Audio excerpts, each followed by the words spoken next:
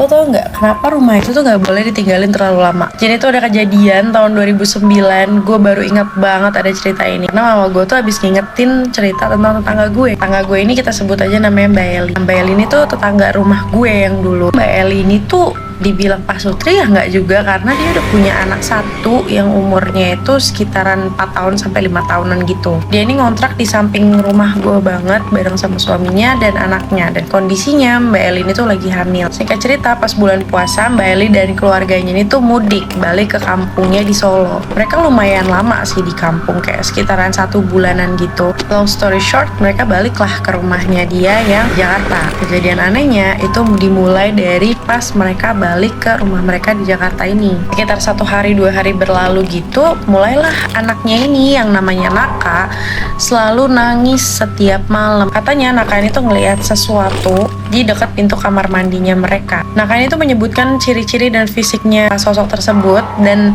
Mbak Eli ini tuh menyimpulkan kalau yang Naka lihat itu adalah pocong. Soalnya Naka ini tuh bilang mukanya serem banget, terus juga badannya itu cuma dibalutin kain putih dan diikat-ikat gitu. Ya apalagi kalau bukan pocong. Terus di hari-hari berikutnya Naka ini tuh nanya sama mamanya, "Mama, ada om-om nginep di rumah kita ya?" Mbak Eli bingung, "Siapa? Nggak ada kok."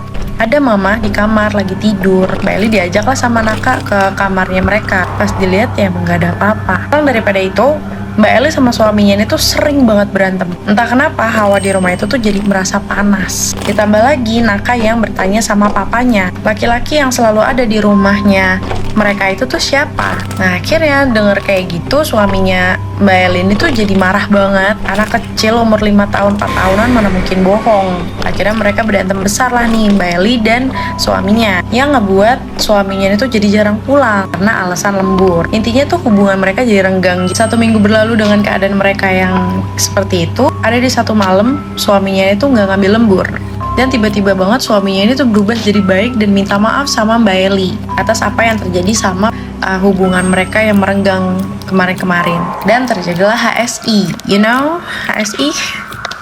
Paginya Mbak Eli ini tuh bangun jam 5 pagi karena ada yang ngetuk-ngetuk rumahnya dia. Awalnya Mbak Eli ini tuh nggak mau ngebukain karena dia pikir kayak siapa juga jam 5 subuh ngetuk-ngetuk rumahnya. Akhirnya tuh ada suara "Assalamualaikum". Ini ceritanya panjang banget, seperti biasa akan gue jadiin 2 bagian. So follow gue untuk cerita selanjutnya. Bye!